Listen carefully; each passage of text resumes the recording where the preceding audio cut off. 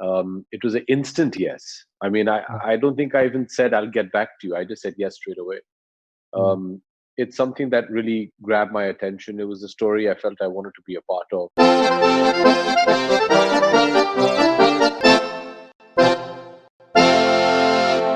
All right, so Abhishek, pleasure having you with us on Bollywood Hungama.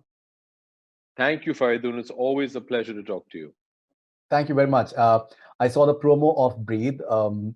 It was uh, it was simply brilliant Oh, from thank start you. to finish. It's extremely engaging. I've said this very few times in the last 3 months, maybe because we are watching a lot of OTT stuff right now. That um, it happens very few times that when you see a promo and you feel like watching the show or the film. Right. And Breathe 2 is one such show. Oh, thank you. That's very kind of you. And I'm very happy that we've seen your journey, and the way you've been presented, I think, is really nice.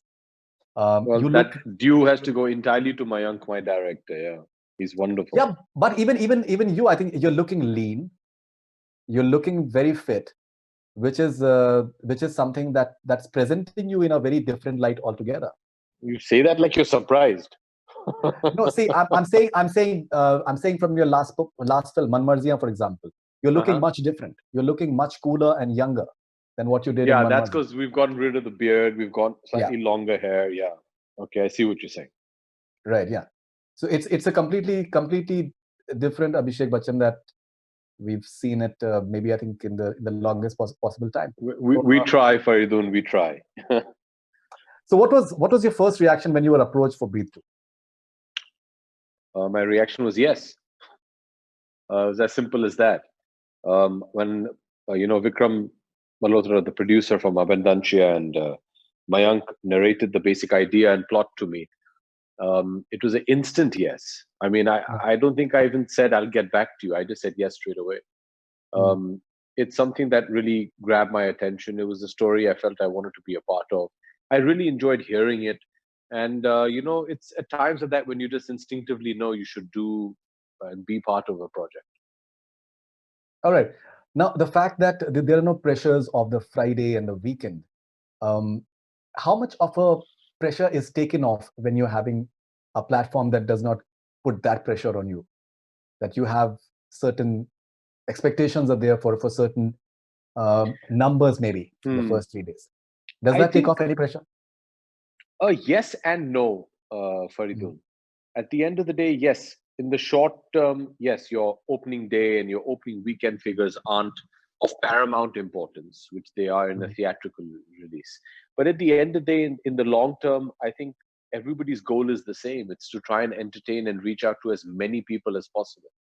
Mm. Um, a barometer of success is in cinema is box office, because that means so many people have gone to see your film. And I don't think that changes even for a web show.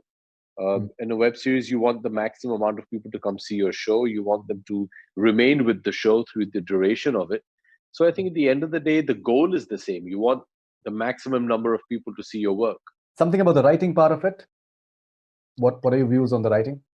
Brilliant, absolutely brilliant. Bhavani Iyer, Vikram Tulli, Arshad Saeed, and Mayank have all worked on the scripting of it and the dialogues, and it was so detailed. It was detailed to the extent that it aided me to my job so much, because when you have a longer format, when you have a longer timeline through which you can convey what you need to convey.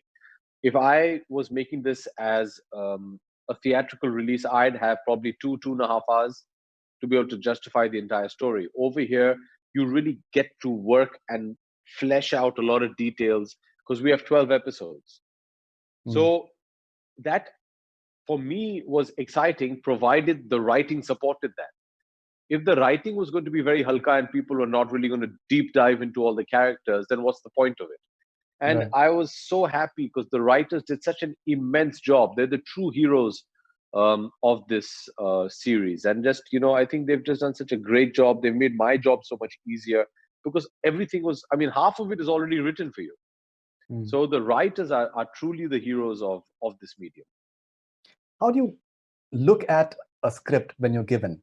Do you read it from your point of view? Do you read it from the entire the way it is sketched out, or do you also read it from an audience point of view as well? Well, primarily, I like to hear a script. I prefer Mm, not to read it first.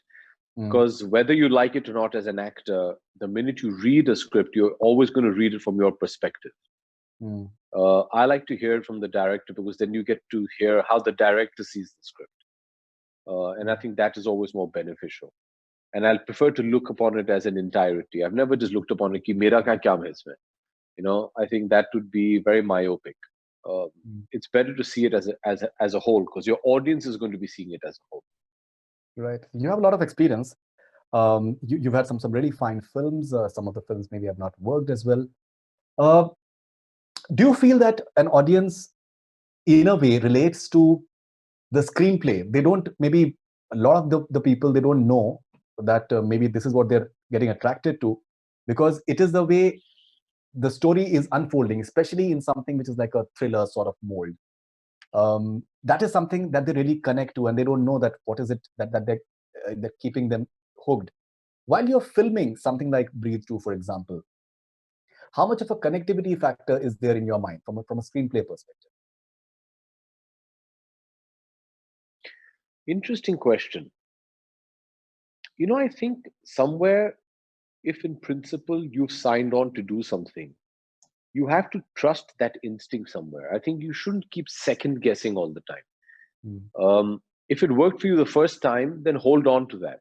Because if you start super analyzing everything, you're always going to find some fault here or there or some question that's not answered. I think you should also, at some level, have a larger faith in what you signed up to do in the first place. The medium of an Amazon original series is that how do you keep your audience hooked and how do you keep them coming back to consume the other episodes as well?